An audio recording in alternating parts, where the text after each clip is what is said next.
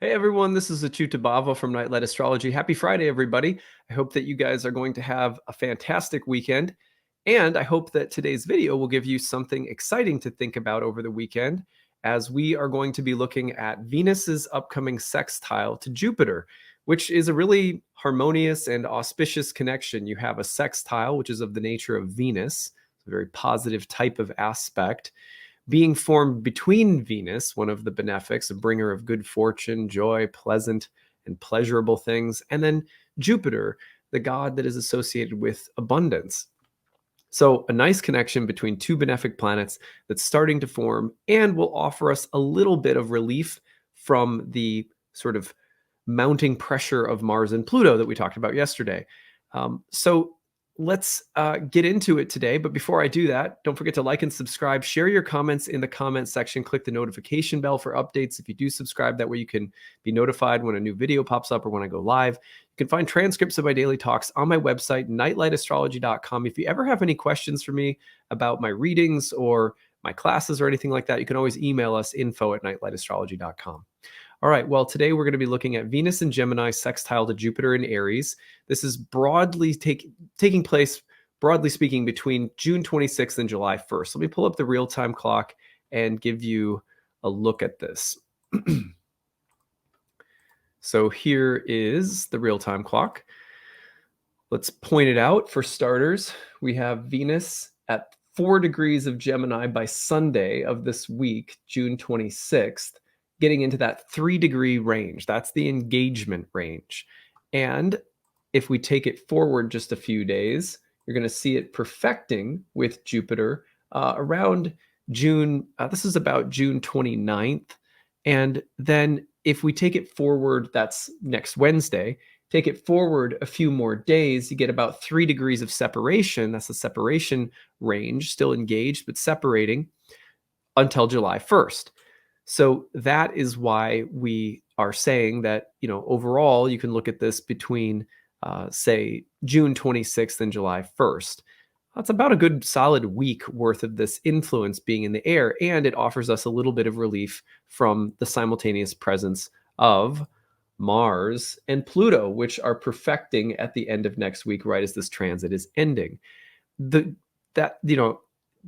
The reason that I think that's positive is because while Mars is squaring Pluto, there's some joy in this other area. It's kind of like there's positive things coming together between Venus and Jupiter, even while the mounting pressure of Mars and Pluto is taking place. So to me, that's a very positive thing. All right. I'm going to stop sharing my screen now. We are going to look, because I believe this is a positive transit overall between two benefics in a sextile. Today I'm talking about 5 fun things to watch for. These are, to me, the most constructive or positive things that you could expect from this transit. Starting over the weekend, you might be able to feel it through the following week. And let's start off with big games and big fun.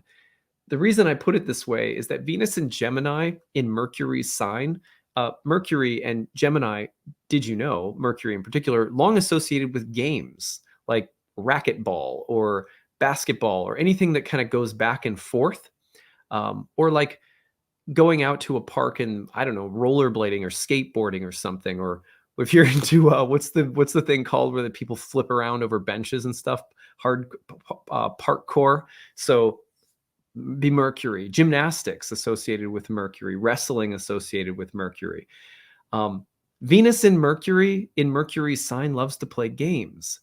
I remember a couple of years ago, 2020 in the summer, when Venus went retrograde in Gemini, and I started ordering for my kids all of these old school games from my past. And I was like, wow, that's so Venus retrograde in Gemini. Like I ordered Hungry Hungry Hippos and Chutes and Ladders and, stuff that I remember playing when I was like a little kid. So as Venus in Gemini hits a sextile to Jupiter in Aries, a placement that can be very sporty, I get the feeling of like a kind of sporty, fun energy. Like if you're someone who likes going to the ballpark like I do during the summertime, like great fun time at the ballpark. Venus in Gemini, Jupiter in Aries, you get that kind of like maybe going to the game with friends, or if you're in a softball league or something like that. Now, maybe you're not into that at all. This could also be the kind of thing where it's like, oh, my partner got a Harley and we're taking rides in the country or something, or I'm taking the top off from the Jeep or something like that. So I like this as kind of a have fun, play games. Isn't that part of the Mary Poppins song? So you can see I'm used to seeing kids movies. Well, what are we doing over the weekend? We are planning to go see Marcel the Shell with Shoes on. Do you guys know this? Speaking of like kids movies and stuff, this is the funniest, sweetest little, I don't even know how to describe it. It's literally a shell with shoes on that talks and has all sorts of funny things to say. And anyway, we're as a family, we're going to go see this movie. Now, isn't that perfect that Venus and Gemini will be sextile to Jupiter and Aries? It's kind of like, fun and playfulness. So big games, big fun. Number 2 would be multiple impulse purchases. I think this could be mostly harmless, right? So I'm trying to have fun with this. You definitely want to be careful of like putting too much on your credit card or going into debt or being impulsive in a negative or destructive way, because Venus sextile Jupiter is a little bit like, going to the mall on a shopping spree that's just totally goes bananas. But I also like this as like, I don't know, like you occasionally, did you ever go to Target, and you accidentally just fill up your cart, but you find some really useful stuff. I don't know. Like I remember like you can sort of see my shelves in my closet there, which I actually got from Target. And, that was one of those days where I went and I was like literally just going to get like, I don't know, some toiletries or something like that. And I ended up with a shelf and like all this, but it really helped because I was putting together my office. So if you find like fun, multiple impulse purchases, but maybe they're constructive and useful, like they solve problems or they help you get something done, or, for example, I know my wife over the weekend wants to go shopping to get some more flowers for certain, not pots, but the things that hang by your windows. I forget what those are. Like the planters that hang below your, like right off the side of your house on the windows. Anyway, she wants to go get some of those. I was like, isn't this just Venus, Jupiter that, like that? I'm thinking of going to baseball game with a friend. So, again, fun, but also like you could end up spending money and sort of purchasing or getting a lot of things that are maybe useful, maybe a little fun. Like it's the kind of thing where you go to Target and you end up somehow you just decide to buy a few squirt guns and water balloons, and then before you know it, you're having a fight in the yard. That kind of thing could be there in terms of like going out and spending money. So I could see that happening. Number 3 would be exploring new people and new ideas. It just has a kind of like flirtatious, fun, curious, like I'm going to try on new people. I meet new people in a different setting, or I make some new connections, or I join I join some kind of new meetup group or something. Venus in Gemini loves to collect people, and Jupiter in Aries is very quick to like get on board with something. So I see this as like social butterfly energy, and at least experimenting with something and very quickly being like, I'll go do that with this person or something like that. So social opportunities or avenues opening up quickly that might be fun and interesting. I would watch for that. Number 4, this one to me is more sort of practical. When different details start harmonizing, like different things start all coming together, and suddenly you're feeling energized and organized, and like a bunch of different parts are coming together and making sense, and then boom, you're moving forward with something. The feeling of energy congregating, organizing, and creating momentum. I think that's the most practically exciting thing for people who are in the midst of work or learning or studying or trying to get something done. Like if you're in like, I'm trying to get something done, and we do have Mars Pluto in the background, so for a lot of us there's going to be this like the engine, the little engine that could energy, like I got to get this stuff done. Well, it's nice to have Venus and Jupiter sextiling, because that, especially Venus in Mercury's air sign, because that that harmonizes a lot of moving parts, which can be exactly the kind of thing that bogs us down. It's like, I've got this project, there's so many different people and things, and um, suddenly it's just, have you ever had that moment where you're like, well, for me, it was moving in last year